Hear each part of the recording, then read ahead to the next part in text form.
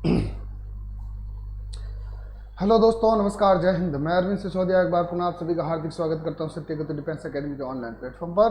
तो मेरे प्यारे दोस्तों, मेरे सभी भाइयों, जल्दी से लाइव क्लास को ज्वाइन करें, शेयर करें, कमेंट करें और कमेंट बॉक्स में अवश्य जय हिंद लिखें। आज का जो हमारा टेस्ट पेपर सॉल्यूशन है वो 17वें नंबर का टेस्ट पेपर सॉल्यूशन है।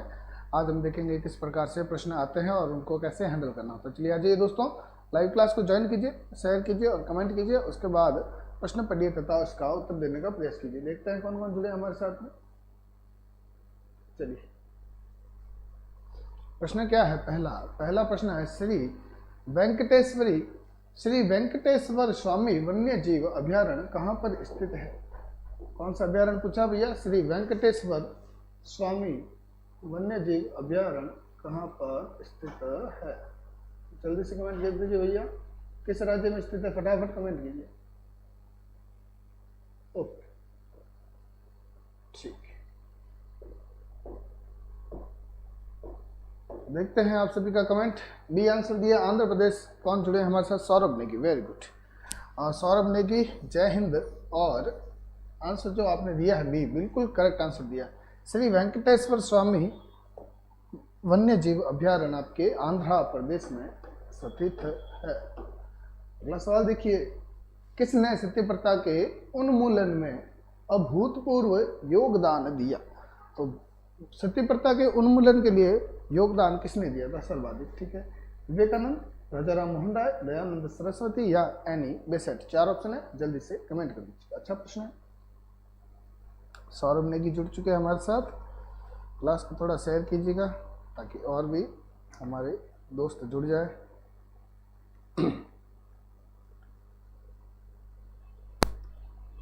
कीजिए भैया comment. Answer B, Saurabh Negi. Okay, चलिए, आंसर बी राजा राम मोहन राय इनका आंसर आ रहा है। और राजा राम मोहन राय आंसर एकदम करेक्ट है। सती प्रथा का उन्मूलन राजा राम मोहन राय ने इस उन्मूलन के लिए बहुत ही अग्रिम कार्य किए थे। अगला सवाल देखिए भैया, प्रश्न संख्या 3। कौन सा शहर टाइबर नदी के किनारे पर या तट पर बसा हुआ? वियना, पेरिस, रोम या बर्लिन? जल्दी से कमेंट कीजिए। टाइबर नदी के किनारे कौन सा शहर स्थित है? चलिए,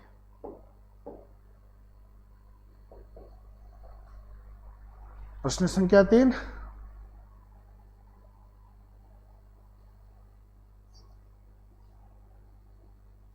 कमेंट कीजिए भैया।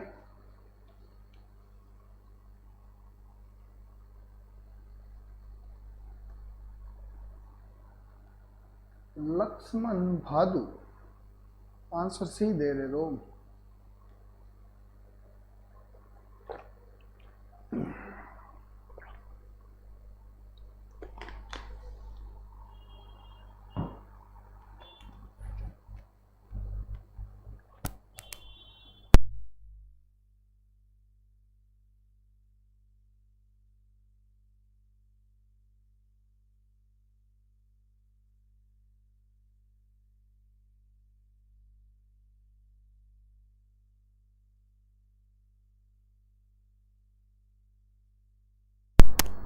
चलिए दोस्तों, तो आंसर आ रहा है आप सभी का सौरभ नेगी, लक्ष्मण भादु। आंसर क्या आ रहा है भैया? आंसर आ रहा है आपका रोम, सी आंसर बिल्कुल करेक्ट आंसर। चलिए, प्रश्न देखिए अगला। इनमें से किस देश की मुद्रा डॉलर है? कमेंट कीजिए भैया, किस देश की मुद्रा डॉलर है भैया? तो अमेरिका में देखा जाए तो आपके डॉलर ही मिलेगा आपको। भारत में देखा जाए तो क्या मिलेगा? रुपया। चीन में देखा जाए तो आपको मिलेगा येन। पाकिस्तान में देखा जाए तो पाकिस्तानी रुपया। ठीक है, तो आंसर क्या हो जाएगा हमारा? आंसर ए बिल्कुल करेक्ट होगा। ठीक है,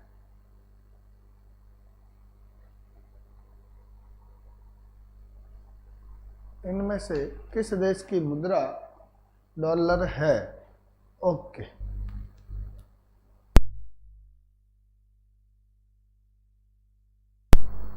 आ जाइए।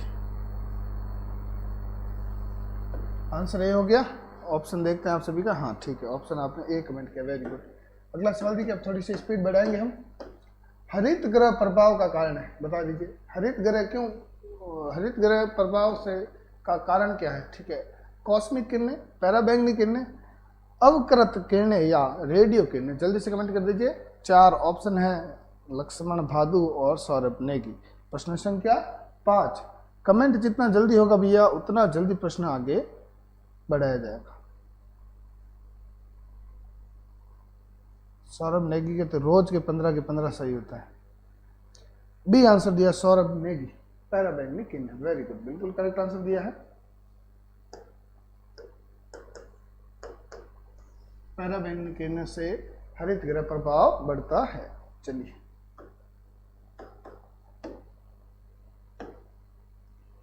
प्रश्न संख्या 6। दिए गए बिंदुओं में से भारतीय संविधान में कौन से अमेरिका के संविधान के जैसे हैं? ठीक है, देखते हैं क्या क्या है।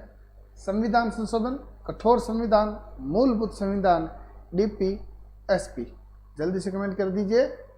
ABCD 4 ऑप्शन है आपके सामने।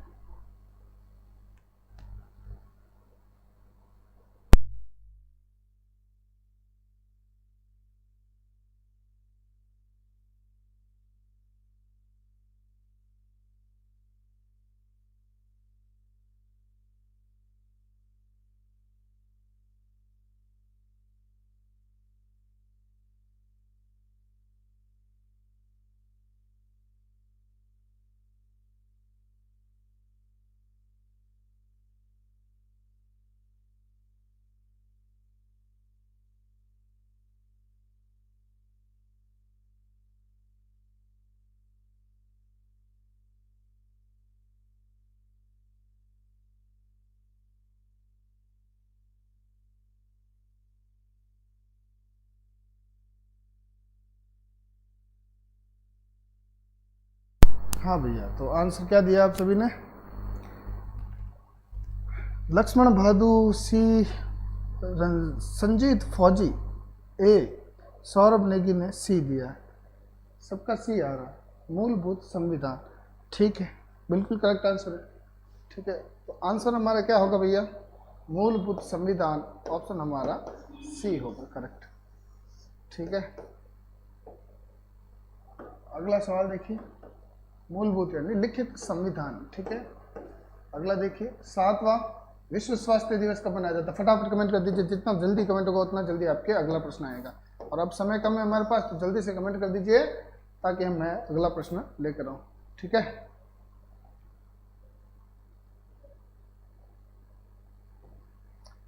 विश्व स्वास्थ्य दिवस कब मनाया जाता है? कमेंट कीजिए भैया।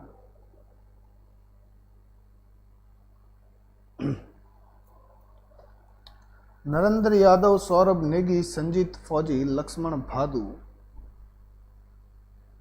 आंसर आया है ए, सौरभ नेगी का। 7वें में, ए में क्या है? 7 अप्रैल। क्या बात है।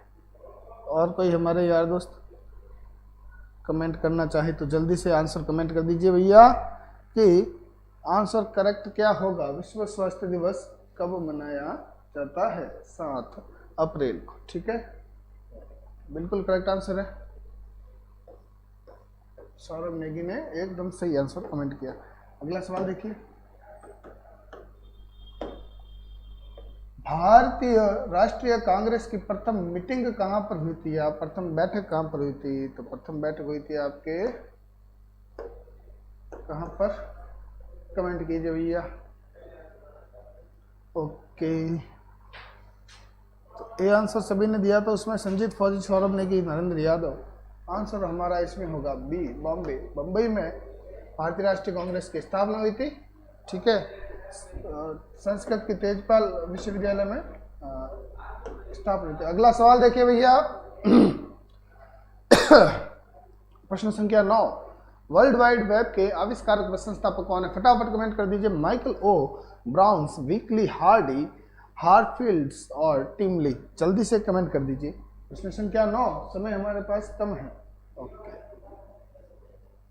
ABCD। ए माइकल ब्रांसन, वीकली हार्डी,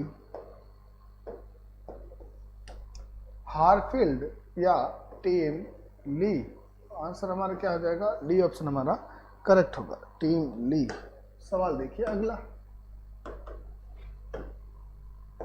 प्रश्न संख्या 10, बिगलीहार हाइड्रो पावर प्रोजेक्ट किस नदी पर स्थित है? ठीक है, तो बगलीहार हाइड्रो पावर प्रोजेक्ट किस नदी पर स्थित है? फटाफट कमेंट कीजिए।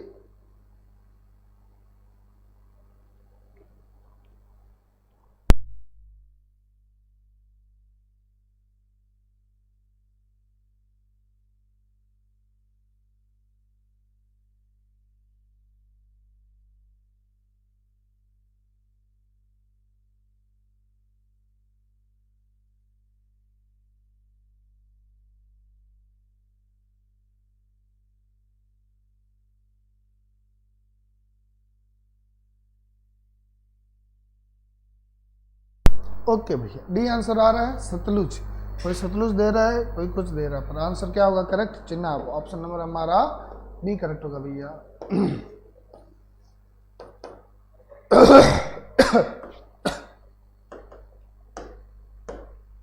प्रश्न संख्या 11, काकरापार परमाणु शक्ति संयंत्र किस राज्य में? फटाफट कमेंट कर दीजिए, ABCD 4 ऑप्शन है, जल्दी से कमेंट कीजिए। काकरापार परमाणु शक्ति संयंत्र, अब आप नाम से ही समझ सकते हैं कि ये किस राज्य में स्थित होना है। ठीक है,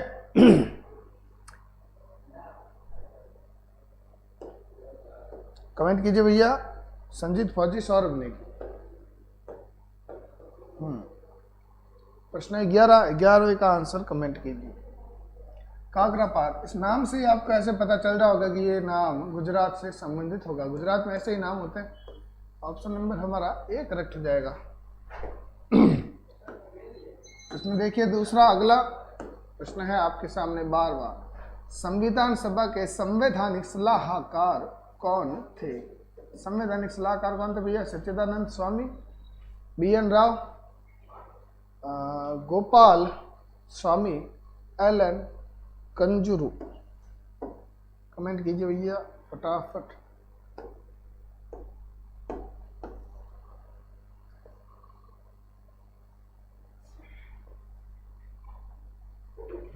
ओके,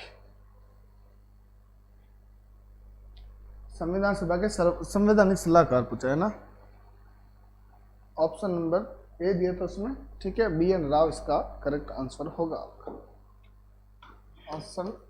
ऑप्शन बी करेक्ट होगा, BN राव संवैधानिक सलाहकार थे। किसके?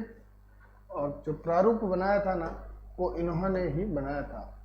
संविधान का प्रारूप इन्होंने बनाया था, परंतु प्रारूप सभा के अध्यक्ष आपके भीमराव अंबेडकर थे। अगला सवाल देखिए भैया 13वां, सिकंदर के आक्रमण के समय निम्न में से किस वंश का शासन था? तो मौर्य, शुंग, नंद या पुष्यभूति वंश। सिकंदर महान ने जब आक्रमण किया था भैया, उस समय कौन सा वंश था? ठीक है, तो आपके वंश हो जाएगा नंद वंश, क्योंकि धनानंद मगध का साम्राज्य पर धनानंद का अधिकार था, और उसी समय सिकंदर महान आपके कहाँ से आए थे भैया? सिकंदर कहाँ का शासक था? तो यूनानी ये। ठीक है, सिकंदर यूनानी, जो इनके पिताजी फिलिप थे, और फिलिप और इनके गुरु, जो गुरु से सवाल आता कि इनका गुरु कौन था, तो इनका गुरु था अरस्तु। अरस्तु का आशीर्वाद लेकर विश्व विजेता की चाह रखकर भारत में युद्ध करने वाले सर्वप्रथम यूनानी कौन थे भैया? सिकंदर महान। तो किस काल में आए थे? तो नंद वंश में आए थे। उस समय भारत का एक बड़ा क्रूर शासक था, वो था आपके धनानंद। धनानंद कह लीजिए या घनानंद कह लीजिए, काफी जगह आपको धनानंद मिलेगा, काफी जगह आपको घनानंद मिलेगा। तो युद्ध घनानंद से नहीं हुआ, युद्ध तो किससे हुआ? पोरस से हुआ, और उससे पहले हुआ था आम्बी से। पंजाब के शासक आम्बी से युद्ध हुआ, और आम्बी ने आत्मसमर्पण करके सिकंदर की सहायता के लिए आगे बढ़ गया। फिर आगे आती है आपके नदी यह कौन सी ये अपने, देखो व्यास, व्यास नदी, व्यास नदी के, देखो झेलम नदी के तट पर हाइडेस पीस का युद्ध हुआ था और व्यास नदी से, व्यास नदी को पार करने से इन्होंने मना कर दिया था। किसने मना कर दिया था? सिकंदर की सेना ने। फिर जाते समय बेबीलोन में मृत्यु हो गई थी सिकंदर की। ठीक है, 14वां प्रश्न है, सार्क के सदस्य देशों की संख्या, फटाफट कमेंट कर दीजिए, 12, 10, 9 या 8, जल्दी से कमेंट कीजिए भैया। सार्क में कितने देश हैं? 14 में डी आंसर दिया 8, मोनू, रावलोत, सौरभ नेगी, सिकंदर महान, नंद वंश। ठीक है ठीक है ठीक है, B N Rao, okay okay done. हाँ हाँ, अब याद है मुझे, वो सिकंदर मकदूनिया के शासक सिकंदर महान। ठीक है, सार्क में देशों की संख्या कितनी हो जाएगी भैया? आप सभी का आंसर आ रहा है 8, 8 मतलब 8, 8 मतलब 0, 8, ये आपका सही answer, option number D correct होगा भैया। लास्ट प्रश्न देखिए आज का भी, प्रश्न 15, निम्न में से किसमें सर्वाधिक प्रोटीन की मात्रा, प्रोटीन प्रति ग्राम होती है? तो सबसे ज्यादा प्रोटीन किसमें पाया जाता है भैया? मूंगफली में पाया जाएगा, सोयाबीन में, गेहूं में या सेब में? सबसे ज्यादा प्रोटीन होता है आपके सोयाबीन में, ऑप्शन नंबर बी हमारा करेक्ट होगा। ठीक है, चलिए दोस्तों, महेंद्र राज, गज्जू शेखावत, आप सभी क्लास खत्म होती है तब आप सभी जुड़ते हैं, इससे अच्छा पहले जुड़कर इतना सारा कमेंट करते हो तब सही रहता है। ठीक है, कोई समस्या नहीं है। चलिए 15 प्रश्न हमने आज कर लिए हैं, 17वां नंबर टेस्ट पेपर था।